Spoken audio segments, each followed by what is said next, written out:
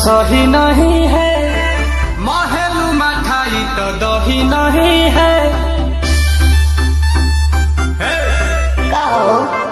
लागे मिजाज आज सही नहीं है, महलू मठाई तो दही नहीं है।